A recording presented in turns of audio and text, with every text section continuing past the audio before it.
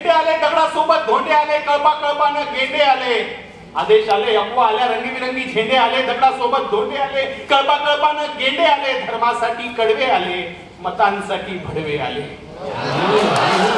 दंगल पेटली, घर पेटले, दंगल पेटली, घर पेटले, हलक्या मेंदूचे पेटून उठले, गाड्या तुटल्या, काचा फुटल्या, यात माणसांचं मरण झालं, ब्रेकिंग न्यूजला कारण झालं. मग पत्रकार घटनेच्या खोलात गेले, घटनास्थळीचे जेलात गेले, त्यांना जामीन द्यायला आलं कोण?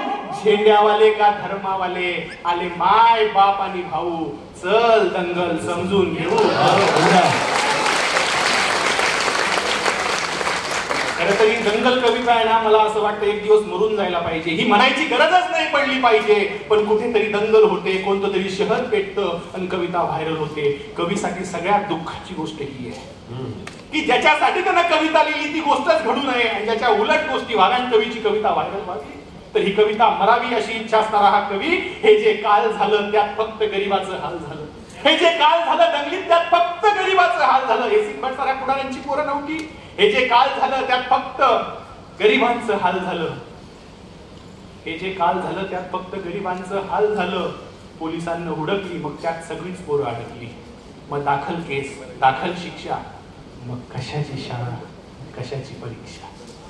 मग पोलीस स्टेशनात गाड्या आला, दंगल पेटवणारा भाड्या आला, त्यांची आपापसात मीटिंग झाली, आतल्या आत सेटिंग झाली, पैशानं कोटी फुटली, पुढाऱ्यांची पोरं सुटली. असं सगळं घडतं दंगलीच्या भोवताल, असं सगळं घडतं दंगलीच्या भोवताल. पेटवणाऱ्याची सुटतात, बाकी भाकरीसाठी मवताल. आता त्यांच्या ढुंगणावर जेलात रोज कचून दंडे पडतात. विचारून बघा एखाद्या जेलातल्या पोराला आरसूलला गेल्यावर काय होतं. एसी लावून नाश्ता नाही मिळत पुढाऱ्यांसारखा तुम्हाला, स्पेशल गादी कॉट नसतो. आता त्यांच्या ढुंगणावर रोज कचून दंडे पडतात. पेटवणाऱ्यांची सुटली हो, बाकी भाकरीसाठी मरतात. असं सगळं दंगलीमध्ये होत असतं भाऊ. चल दंगल समजून घेऊ, खरं खोटं तपासून पाहू. कधी कधी कधी सांगा सुधारणार आमची लोक, अरे कधी कधी कधी सांगा सुधारणार आमची लोक, कधी येणार आमच्या धडावरती आमचं डोकं. अरे खोटं नाटं सांगून तो किडे तुम्हाला पेटवतो, एक दोन मोठे दंगलीमध्ये पाठवतो.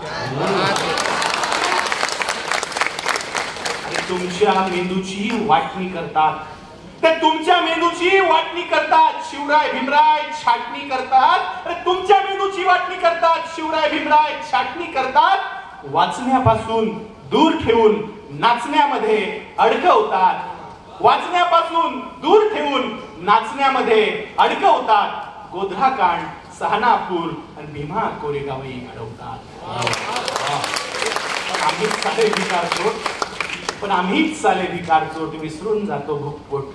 त्यांचं ऐकत बसतो, त्यांचं ऐकत बसतो, दंगलीत घुसतो आणि फुकटचं फसतो.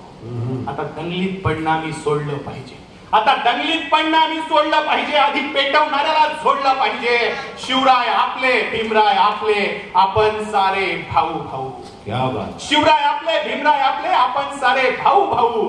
चला भारतीय नागरिक होऊ, चला भारतीय नागरिक होऊ, चला भारतीय नागरिक होऊ, संविधानाचं गाणं गाऊ. चला भारतीय नागरिक होऊ, संविधानाचं गाणं गाऊ. अत्त दीप भवसूत्र, अत्त दीप भवसूत्र, त्या तथागताचं समजून घेऊ आणि खरंच यार हो दंगलीला आता फुल स्टॉप देऊ. खरंच सांगतो दंगलीला आता फुल स्टॉप देऊ. संभाजीनगरकरांना पुन्हा एकदा मानाचा मुद्रा, तुमच्यासारखे दर्दी रसिक तुम्हीच. धन्यवाद. जय हिंद, जय महाराष्ट्र.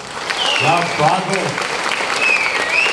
वो कभी मर जाए तो अच्छा है जो कभी खुददार नहीं, वो कभी मर जाए तो अच्छा है जो कभी खुददार नहीं. देश जले और कभी कुछ न बोले, क्या वो कभी गद्दार नहीं? कुछ न बोले, क्या वो कभी गद्दार नहीं. मला वाटतं अशी वास्तववादी